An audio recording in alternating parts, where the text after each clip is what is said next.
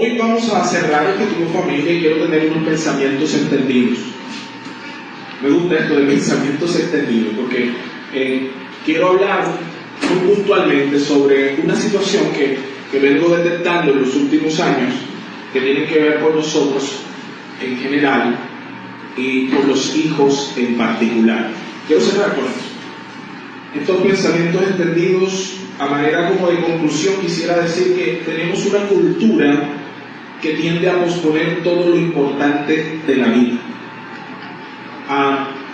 En nuestra cultura no se habla de la muerte, so pena de que todos la vamos a atravesar en algún momento, salvo que tú seas Enoc, salvo que seas Elías, que vayas a ser transpuesto o transpuesta, que no vayas a ver corrupción, muerte. Todos vamos a tener eventualmente que ver a nuestro Creador. Yo sé que es un tema teso, difícil, pero lo tenemos que hacer, solo que nosotros no lo hablamos, no lo dialogamos. Es más, hay gente que incluso en sola mención de este hecho, algunos me estarían diciendo: pastor, no hable de eso, me está trayendo. Bueno, ¿y tú qué clase de Dios soberano crees? Vivimos en una sociedad, en una época donde las cosas importantes las postergamos, las cosas de la vida las postergamos, y hay conversaciones importantes que no hemos hecho aún con nuestros hijos, hay conversaciones importantes que no hemos hecho aún con nuestra pareja, con nuestro cónyuge, esposo, esposa, hay conversaciones importantes que no hemos hecho con nuestros padres, y quiero hoy en estos pensamientos extendidos a poder de alguna manera también animarte, como lo hemos hecho a lo largo de la serie, de que tú puedas hablar, de que tú puedas aprovechar esta misericordia que Dios hace, porque creo firmemente que estos domingos que hemos estado poniendo el dedo en la llaga en algunas cosas, destapando la herida en otras, a lo mejor confrontando nuestros propios rostros, lo hace el Señor porque espera de nosotros, en su amor y misericordia, que nosotros hagamos un cambio, que nosotros tengamos un clic. Yo les digo, amados, que quizás hay matrimonios aquí que en estas entregas Dios les ha hablado a sus corazones.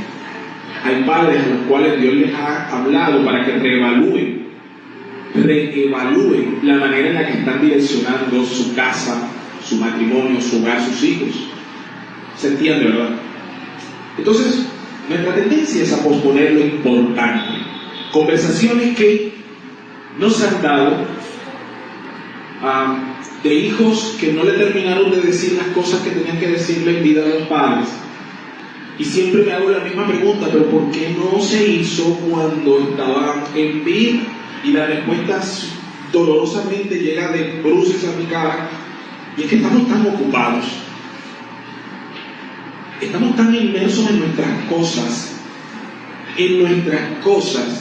que perdemos lo importante para cambiarlo por lo urgente. La llamada es urgente, la visita es urgente, el trabajo es urgente, las amistades son urgentes, los compromisos que nos dan espera, ¿cierto? ¿Y cuándo se rompe ese sistema? Ante una enfermedad repentina y aguda, o ante un fallecimiento. Ese día descubrimos que no era tan urgente. Por eso estos pensamientos extendidos van a la idea de que si tú como padre has estado escuchando principios del Señor y a lo mejor has dicho en tu corazón: hombre, verdad es, Señor, no lo he estado haciendo como corresponde. A lo mejor de pronto tú como esposo o esposa has percibido que durante estos años tu matrimonio lo has estado tratando de hacer lo mejor posible, pero encuentras que hoy, a la luz de las Escrituras, no están dando por donde es. Te animo a que lo hagas ya, no lo pospongas. Haz esa conversación que tienes que hacer con tu esposo, con tu esposa, con tu hijo, con tu hija o con tus hijos. Ve a ese papá o a ese hermano. Me están entendiendo, ¿verdad? Objetivo familia no es llenar el espacio de la predicación de las 8:30 de la mañana, sino que es permitir que el Señor gobierne nuestras vidas. No pospongas lo que no admite más. Espera. ¿Se entiende? ¿Te me sigue? Teniendo eso en mente, consideraba lo siguiente: cuando yo era bachiller, No me inquietaba mucho aprender sobre la vocación, sobre el llamado, sobre el propósito de vida. ¿Por qué? Porque siempre tenía la excusa, todavía no he terminado el bachillerato. Es algo en lo cual no pensamos porque decimos, no, cuando yo termine lo pensaré. Los solteros, por su parte, no están muy interesados en oír y aprender sobre cómo prepararse para ser un buen esposo o una buena esposa, esposos correctos, bíblicos, de bendición. ¿Y cuál es la excusa? Es que, pastor, yo no me voy a casar todavía, yo no estoy pensando en casarme con una sonrisa en la cara, lo dicen. Los recién casados, por su parte, no tienen mucho interés en saber y ser instruidos por las escrituras sobre cómo criar hijos en sujeción, en amor, porque la excusa de ellos, ay, pastor, todavía nosotros no estamos pensando en tener hijos. ¿Se dan cuenta cómo vamos postergando las cosas que son, ¿qué? Importantes. Curiosamente, son estas cosas las que no solemos pensar mucho y las que solemos posponer bastante. Pero estas cosas son cruciales y mal articuladas, amada iglesia, suelen llevarnos al dolor, a la frustración, a la vergüenza, o lo que es peor, al pecado. ¿Y cómo podemos evitarlo? Amado, la única manera es ir a Jesús a través de su palabra y rendirnos a ella. Porque las prédicas no es un espacio monólogo donde yo vengo a dar una serie de opiniones con las que tú puedes o no estar de acuerdo. Para eso existen los podcasts. Usted lo puede ver en su casa, mientras lava los platos y se entretiene.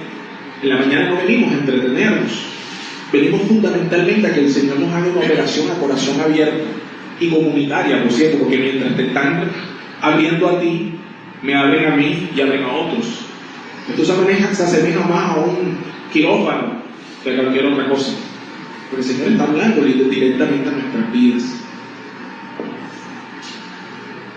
En Efesios 6, versículos 2 al 4, lo tocamos la primera vez, pero hoy quiero centrarme en este texto nuevamente. Efesios 6, del 2 al 4, dice algo: honra a tu padre y a tu madre. Y yo creo que si yo dijera, levanten la mano, ¿cuántos aquí honran a su padre y a su madre, los que los tienen en vida? De pronto la mayoría levantaría la mano. Le da la Navidad, de pronto algunos le pagan el seguro, los papás. Yo sé que hay mucha gente aquí que está asistiendo a sus padres y eso me alegra. Pero cuando hablamos de honra vamos más profundo, y hoy vamos a escarbar profundo. Me estuvieron diciendo que hablara sobre los solteros, y yo quiero hablar esto para los que están siendo hijos, son hijos que están en casa. Quiero hablar también a los hijos que ya salieron, que tienen su hogar hecho. Quiero hablar a los hijos que todavía están bajo sujeción, de los que están aquí en la sala. Yo sé que la mayoría de los chicos están allá, pero los que son adolescentes, quiero hablar esto acerca de la honra a papá y a mamá. Pablo dice: honra a tu padre y a tu madre, porque es el primer mandamiento con promesa. Nos da una razón el apóstol. Y luego dice: para que te vaya bien. Y luego agrega: y seas de larga vida sobre la tierra. Entonces, honrar a papá y a mamá trae consigo algunas cosas. Lo primero que nos dice el mandamiento es que es una promesa. Hay implícito una promesa. Luego dice que al hacerlo, nosotros estamos procurando que nos vaya bien. Y esto es sencillo, porque la honra que tú respetas es la que te seguirá. Eso tiene mucho que ver. Y luego dice: para que seas de larga vida sobre la tierra. Honrar a los padres. Ahora, yo no sé si usted está de acuerdo conmigo, porque los padres se están convirtiendo en el chivo expiatorio común en estos días, o al menos en los círculos de terapistas y coach de la familia.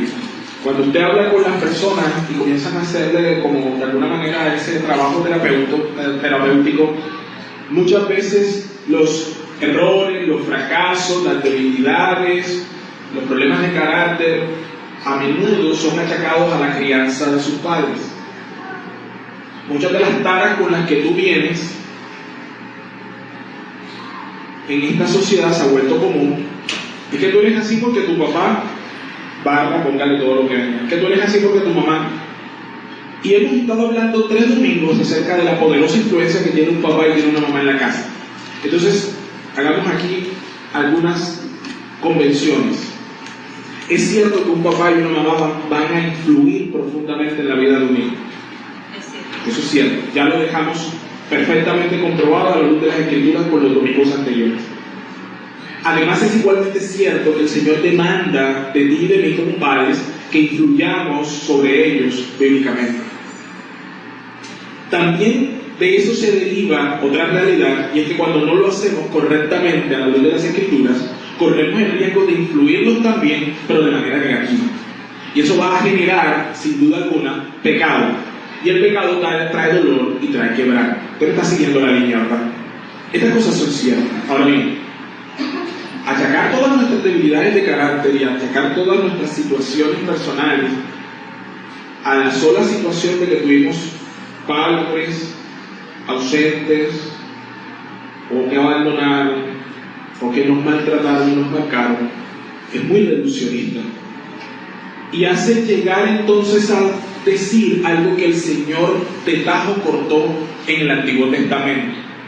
En el Antiguo Testamento se tenía por dicho e hizo profesión en la mentalidad hebrea el siguiente refrán.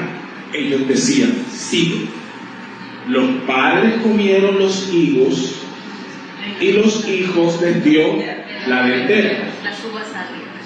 En diferentes versiones aparecerá su uva agria, higos y demás. Palabras más, palabras menos, esto sostenía la teoría histórica de la maldición generacional. En eso se nos dice, yo visitaré y castigaré, ¿se acuerdan? La maldad. Y aún dice que lo hará hasta la tercera y cuarta generación. Y todo eso es bíblico. Pero usted no puede reducir ese pensamiento porque acuérdense que la Biblia va en una revelación progresiva. En el libro de Jeremías, el Señor hace un pare con eso. En Jeremías, el título que arranca en cuestión empieza diciendo el nuevo pacto. Cuando habla de un nuevo pacto, ¿a qué hace referencia? El pacto nuevo en Cristo Jesús. El pacto que se hace en Cristo Jesús es el nuevo pacto. Y en ese nuevo pacto empieza el texto diciéndonos, en los postreros tiempos o en aquellos días, nadie dirá, los hijos comieron las uvas y los hijos tuvieron la dentera. Porque de ahora en adelante, cada quien va a responder por su propio pecado. ¿Eso qué significa, amada iglesia? Que los pecados tuyos son tuyos. Los de tus padres son de ellos. Que las consecuencias de un pecado ajeno pueden llegar sobre ti. De eso estamos hablando. ¿A dónde voy?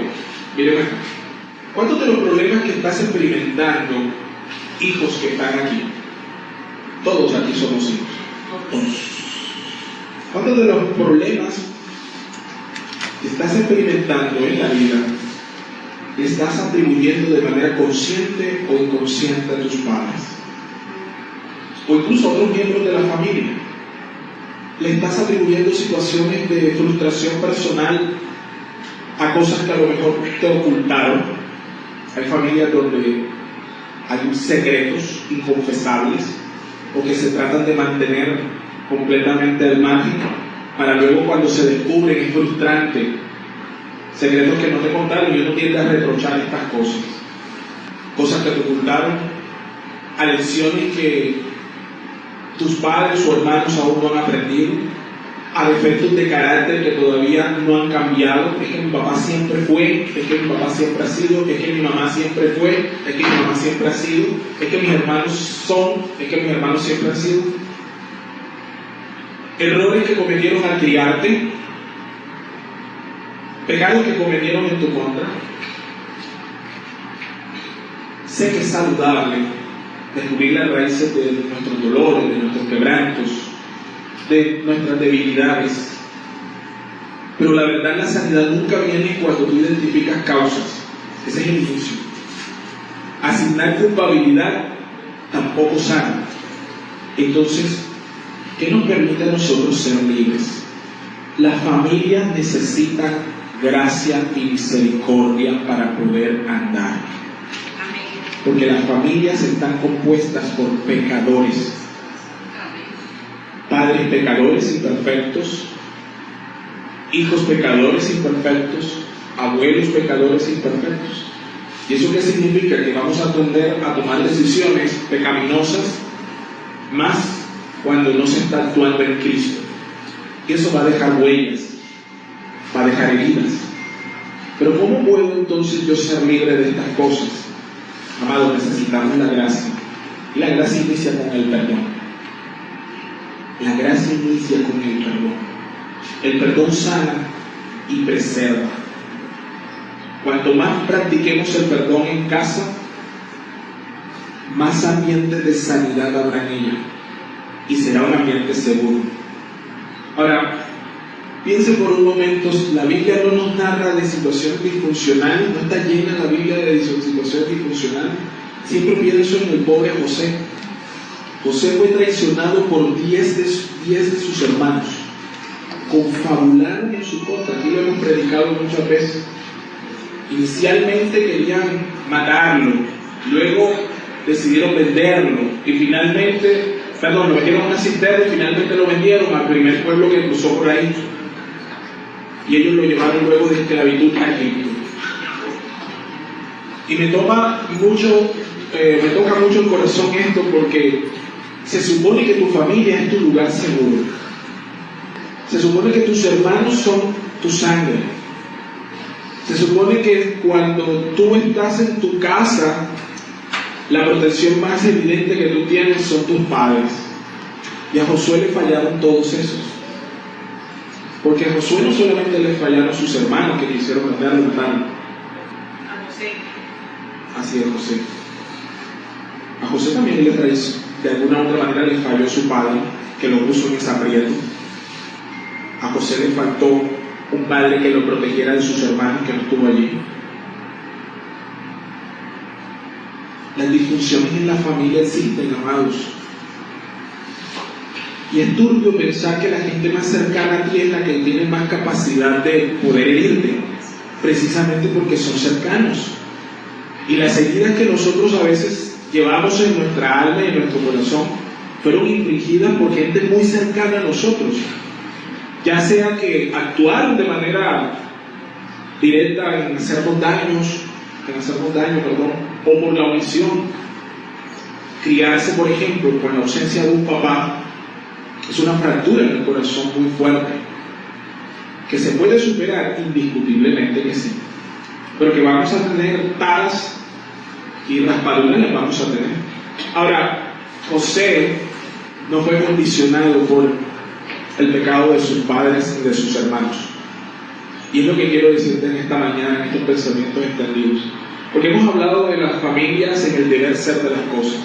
Matrimonios constituidos a la luz de Cristo, padres constituidos a la luz de Cristo, familias que van caminando dentro de la dirección de Cristo. Pero entiendo que en la cotidianidad nuestra surgen matrimonios en donde solo uno es creyente, surgen en la realidad las disfunciones en las cuales criamos a nuestros hijos, aunque los dos vengan a la iglesia, pero uno solo es el que cría. Eso también pasa, que ocurre dentro de la iglesia, donde entendemos que hay familias en las cuales, por tradiciones, por cosas que ni siquiera ellos vivieron, hay rencillas y rencores que el solo hecho de haber nacido con el apellido X o Y ya automáticamente te colocan en un bando y prácticamente tienes que estar en un direccionamiento contra. Sé lo que es levantarse ante la disfunción de un padre golpeador, lo que es criarse en el terror o en el temor de lo que implican los gritos, las maledicencias, las amenazas de todo el tiempo te voy a dejar. Hablo de mí. Aún hoy estoy trabajando sobre el perdón por mis hermanos, de lo que significa los reproches, de cuando tú no estuviste allí, de por qué me rindes ahora, porque lo que hemos estado cuidando a padres, esa es otra categoría de disfunción, porque comienzan a surgir los rencores por los hermanos ausentes, los que se retiran y hacen su vida prácticamente a espaldas de que dejaron a sus papás. Están los que nos quedamos con el padre o la madre o con ambos al cuidado de, y también tenemos reproches en contra de. Nuestras vidas se ven también atrapadas. Estas son realidades que nosotros tenemos que lidiar. ¿Y cómo podemos nosotros entonces tener la victoria en Cristo allí? Con gracia, mis hermanos. No hay de otra. Amén. Hay que perdonar. Y quiero hablar entonces 3 principios rápidamente, estos pensamientos entendidos. Colosenses 3:13 dice: de la manera que Cristo os perdonó, así también hacedlo vosotros. Me gusta lo que dice Pablo aquí: de la manera que Cristo os perdonó, así también hacedlo vosotros. Lo primero que quiero compartir en este pensamiento entendido: las familias tenemos que perdonar, porque Dios ya nos perdonó. Y yo sé que hablar de perdón en medio del aire acondicionado y aquí en la tranquilidad y el reposo de este territorio seguro es fácil.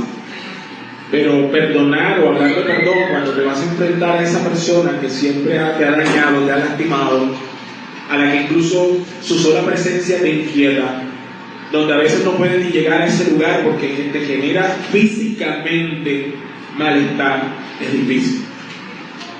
Pero yo tengo que empezar a mirarlo de la manera como Pablo lo expresa, porque dice de la manera. Existe una forma para perdonar, no es de cualquier manera. Y la meditación entonces que Pablo nos propone es: considera cuál fue la forma en la que tú fuiste perdonado. Cristo no te abandonó que tu padre te haya abandonado, aunque tu madre te haya abandonado. Cristo te perdonó cuando tú estabas en contra de Él. Fue a la cruz del Calvario sin tu consentimiento. Lo hizo antes de que tú siquiera pudieras decirle: Señor, gracias por tomar mi lugar. Entonces el perdón de Jesús tuvo iniciativa, no estuvo condicionado y fue amplio y generoso. Y estas características tienen que estar en nuestro perdón. A veces nosotros tomamos la iniciativa después de que otro la toma, o más bien supeditamos perdonar hasta que el otro tome la iniciativa de pedir perdón. Voy a aclarar: en los matrimonios a veces guardamos muchos rencores porque no los expresamos a tiempo. A eso me refiero cuando digo tienes que tomar la iniciativa de conversar estas cosas. A veces tu esposa o tu esposo te ofende en casa, y tú en el momento, solo por no llevar la contraria, o quizás también porque ya estás muy marchitado en el asunto, dejas pasar la cosa, pero te la tragas. Y eso condiciona tu modo de actuar, ya te vuelves frío, distante. De pronto no es que te vas de la casa, de pronto no agarras un chócoro, no levantas la voz, de pronto ni siquiera explotas, ni siquiera le dices nada a nadie. Pero tu conducta cada vez es más alejada y tu corazón cada vez más frío, más distante. Entonces, nunca perdonas realmente y crees que las cosas están en paz porque la rutina se mantiene, porque te levantas todos los días y estás al lado de esa persona a la cual tomaste la decisión de ya no amarla igual que antes, porque esa es una decisión. Eso es una decisión. A veces tú estás divorciado con tu pareja porque tomaste la decisión de hacerlo secretamente. No le diste nunca lugar a que la persona tuviera réplica, y de ahí en adelante lo que tú haces es que cada embarrada que ella va haciendo o él va haciendo ratifica tu postura y tu brazo se mantiene como firme. Y como no hay consecuencias directas, es decir, no estamos hablando de un divorcio, se puede venir, en esa condición uno puede venir a la iglesia, poner los diezmos, levantar las manos si lo haces, si te da la motivación para hacerlo, hasta dar una predicación en la mañana que se llame Objetivo Familia, tocar una guitarra. Estoy hablando de mí para no se sienta usted aludido. Se pueden hacer todas esas cosas y aún así tú estás completamente lejos del corazón de Dios y de tu cónyuge. ¿Cuándo se acaba eso? Cuando tú tomas la decisión de perdonar como Cristo te perdonó.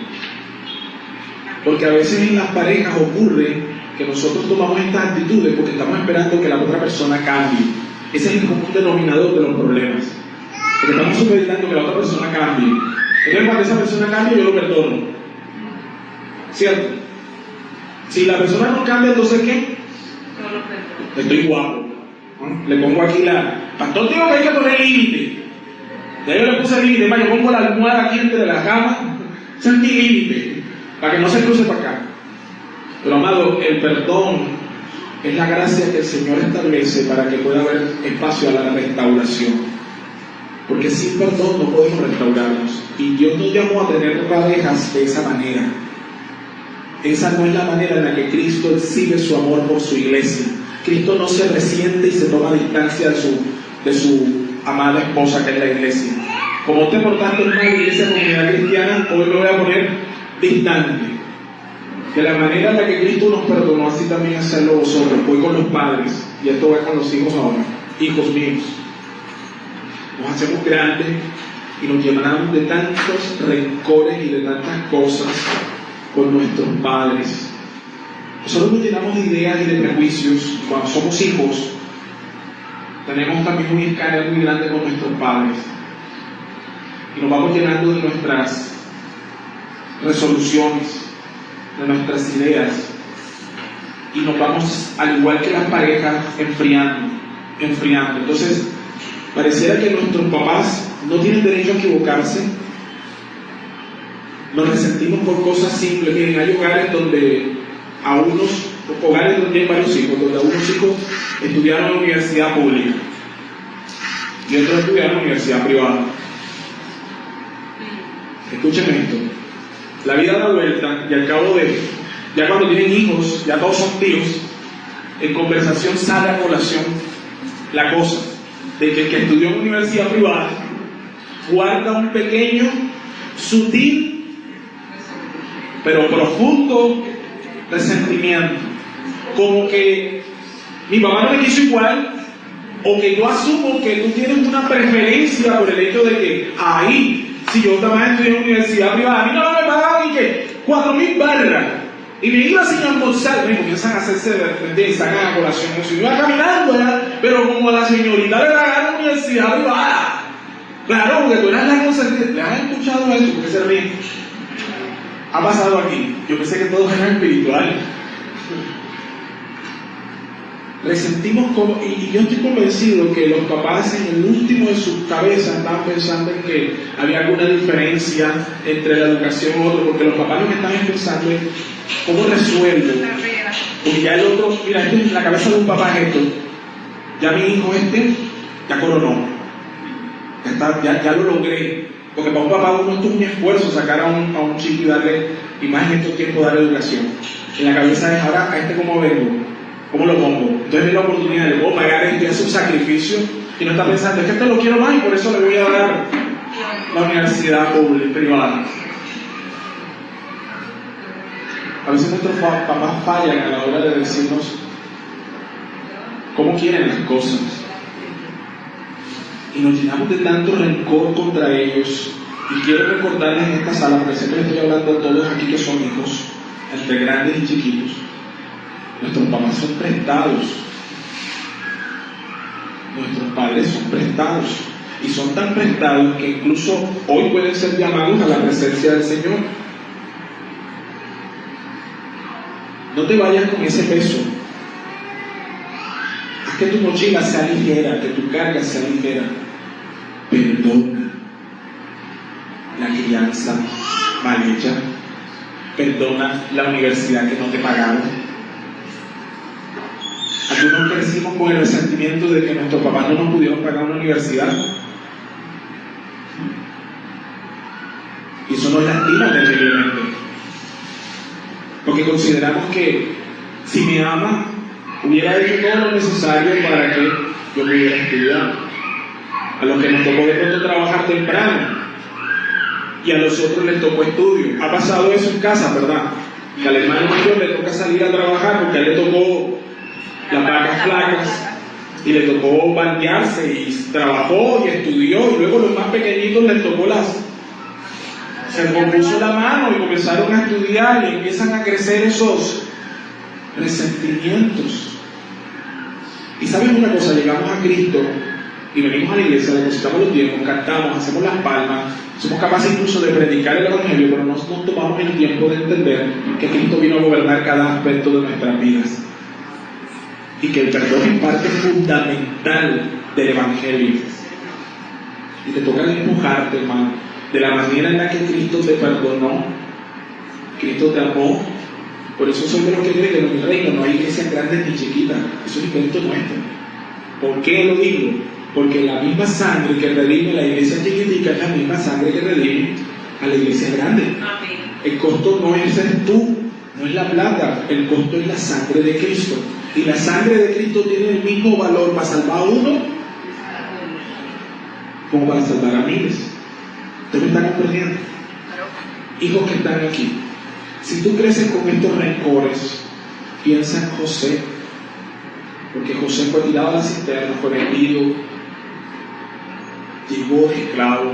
Cuando la cosa se le iba componiendo, lo terminaron tirando a la cárcel y ella estuvo muchos años.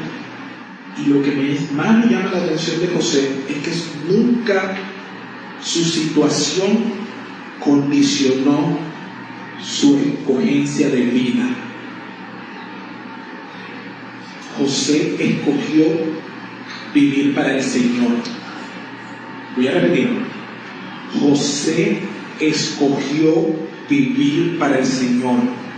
Esto me lleva al otro punto. A veces tú y yo escogemos vivir en la esclavitud de nuestro dolor, de nuestra falta de perdón.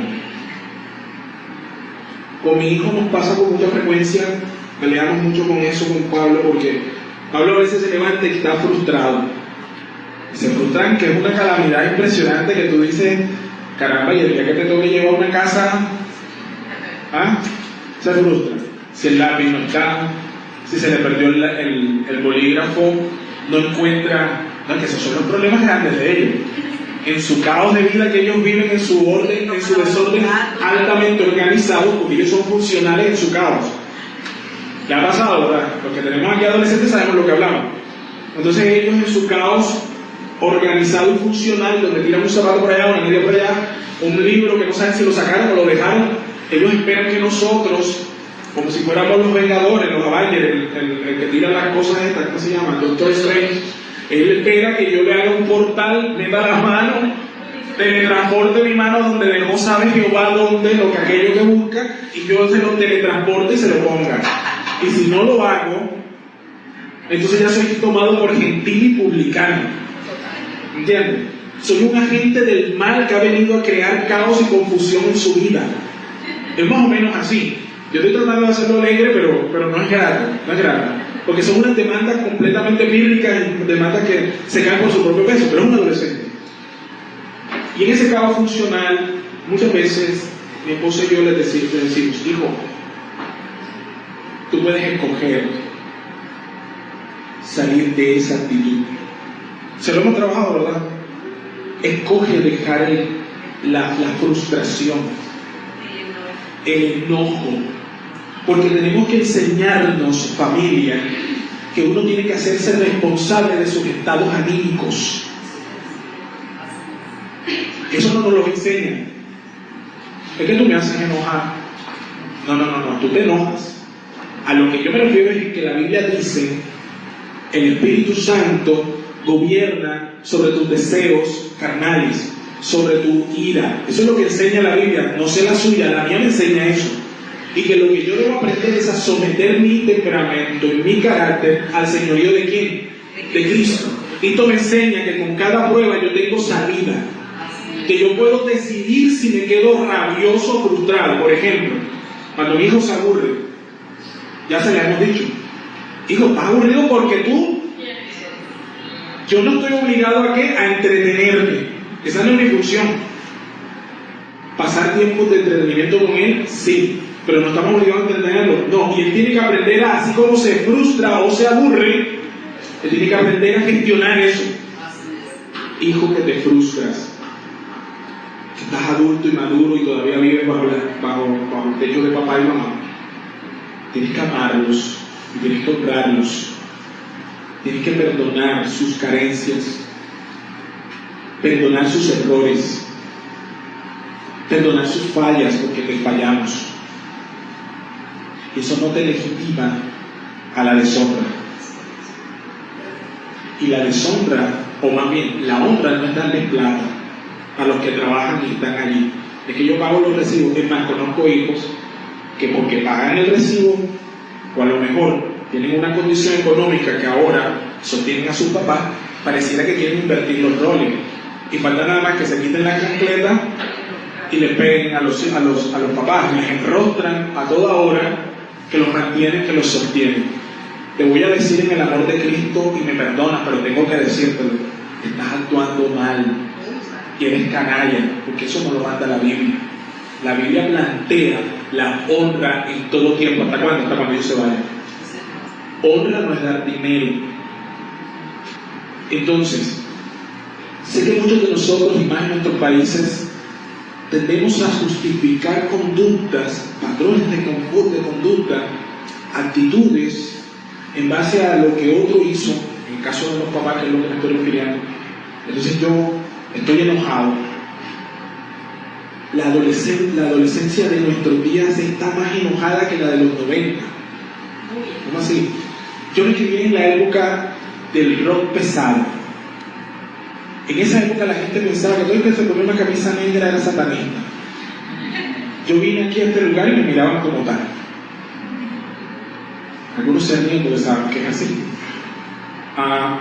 Y yo pensaba que mi generación era enojada, porque esta era la gente que se subía a la tarima y rompían las guitarras, ¿me entiendes? Cantaban que se les rompía la garganta, la era del cultural y demás.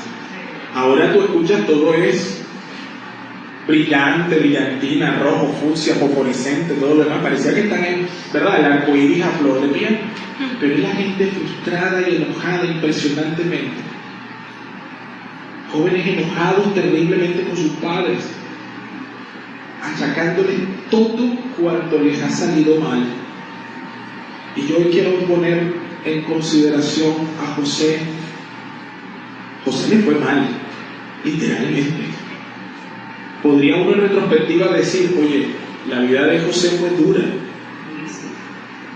Traicionado por su círculo íntimo, dado por muerto por sus padres, llevado esclavo, acusado por crímenes que no cometió, injustamente encarcelado, abandonado a su suerte, y solo años después encontraría un poco de sosiego, y cuando eso llega después se encuentra con sus hermanos de nuevo.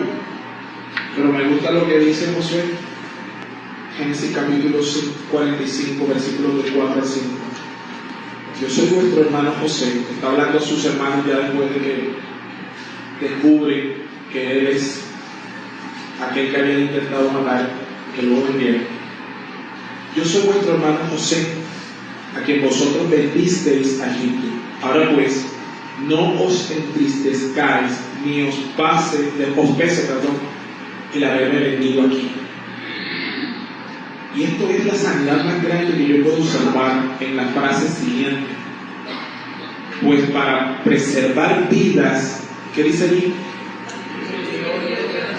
Me envió Dios delante de quién.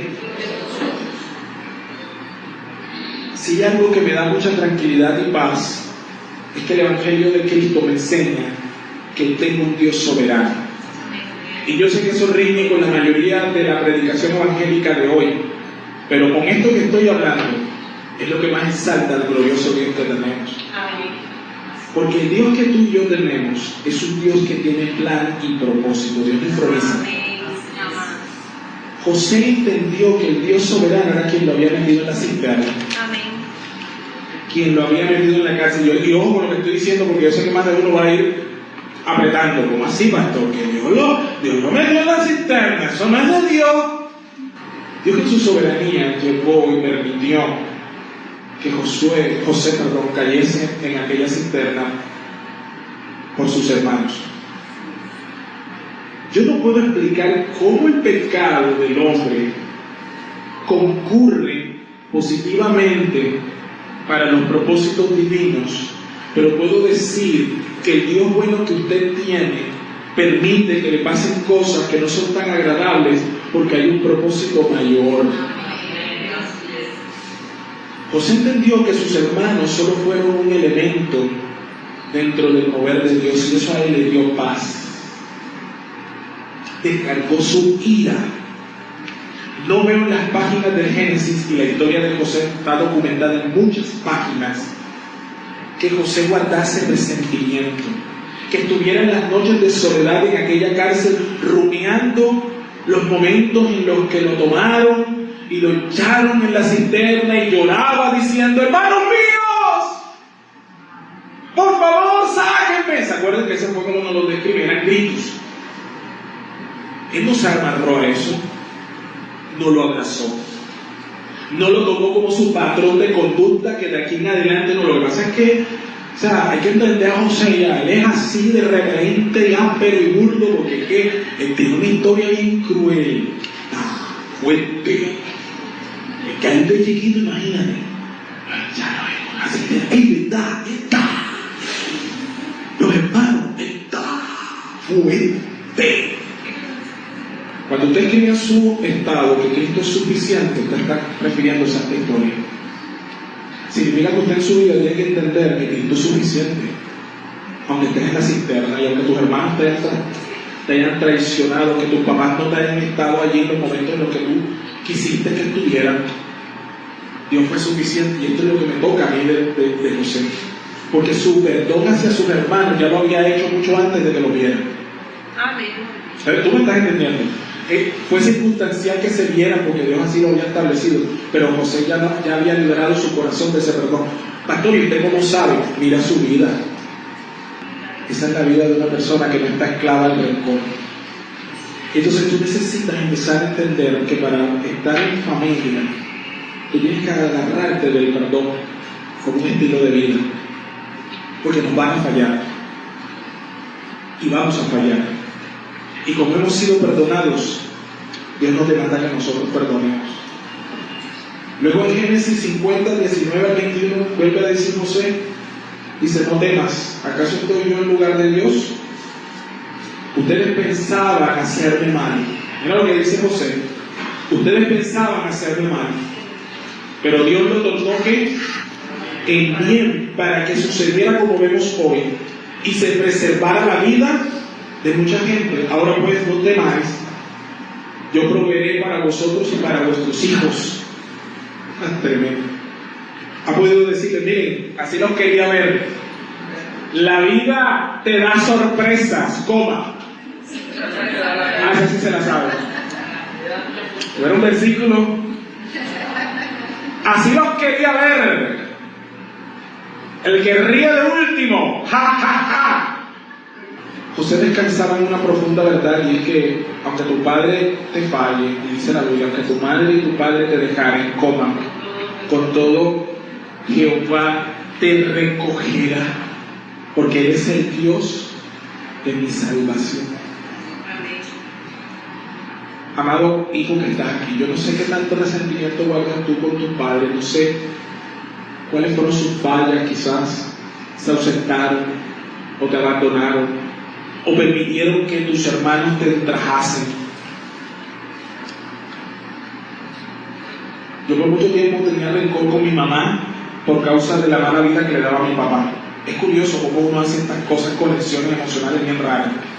Creo que por el hecho de que yo no podía hacerle nada a él, entonces me daba rabia con ella. Mi papá venía, la golpeaba, se iba, y yo quedaba enojado con ella. Creo que en el fondo de mi corazón gran parte de mi enojo era con él, pero como no tenía como era un tigre, entonces la cogía con mi mamá. Llegar a Cristo me permitió entender que la condición pecaminosa es inherente al ser humano sin Cristo. Y pude entender que los pecados de mi mamá y los pecados de mi papá fueron esos pecados, y que si ellos iban a los pies de Cristo, el Señor eventualmente los iba a perdonar. ¿Quién era yo para retenérselos? Hijos que están aquí, si eres perdonado por el Señor Jesús, tú debes perdonar a tus padres. Deja de estar cargando esa mochila, eso pesa mucho. Jesús dijo: venid a mí todos los que estén cansados y cargados, porque yo los haré descansar. Tienes carga, no tienes que ir con eso para tu matrimonio. Solteros, las cosas que pasaron en tu casa no son las que van a ocurrir en tu hogar. Yo tuve un padre ausente, y aunque estas cosas lastiman y dejaron rasgaduras y cicatrices, y que en el proceso con el Señor he venido sanando eso, no necesariamente significa que yo voy a ser ausente para mí. En tu casa puede haber una tendencia, puede que tu padre haya sido ausente, que tu abuelo haya sido ausente para él. Pero en Cristo no tiene por qué ser así.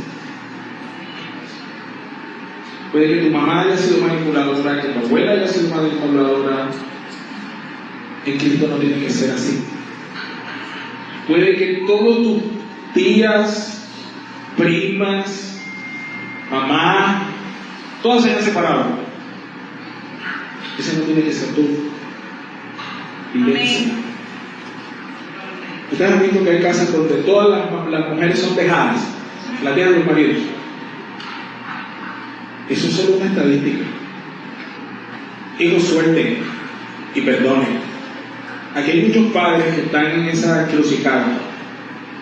Aquí hay muchos hijos que todavía están en esa encrucijada.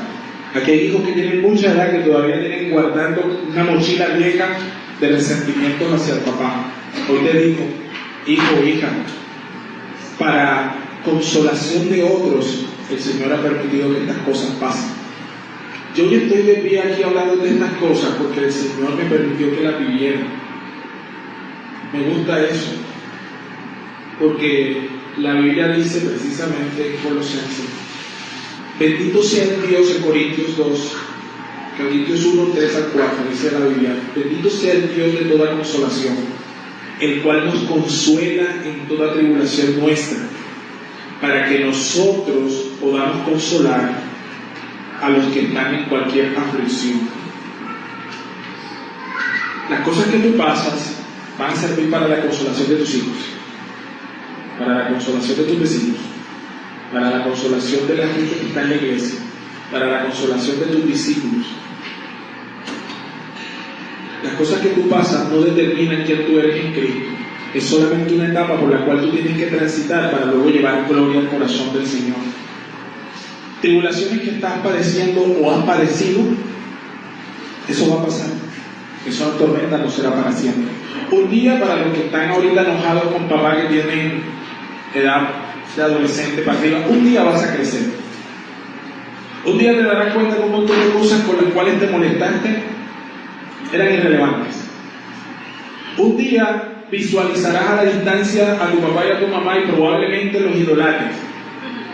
Pero ojalá que ese día no sea cuando estén 3 metros bajo tierra, sino que puedas hacer el cambio ahora. Hónralos ahora que los tienes allí.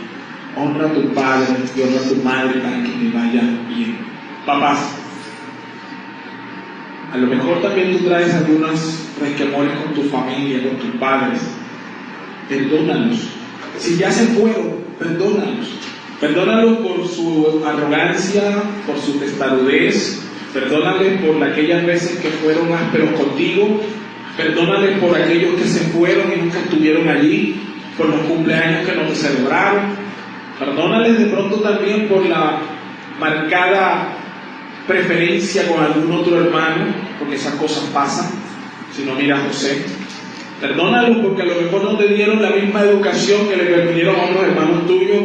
Perdónalos porque de pronto a ti te tocó más difícil que a los que vinieron después. Perdónalos por el hecho de que no te promovieron de la manera como promovían al vecino o a los hijos de las otras personas. Perdónalos por compararte. Y ahora te pido que hagas un pare. No hagas lo mismo con tus hijos. Ve a Cristo, lleva esa mochila, entrégasela a Él y toma el yugo de Él que es suave y es ligero, es llevadero. Vamos a ponernos de pie, vamos a orar. Señor, hoy hemos entendido que nuestros padres no estorban tu plan.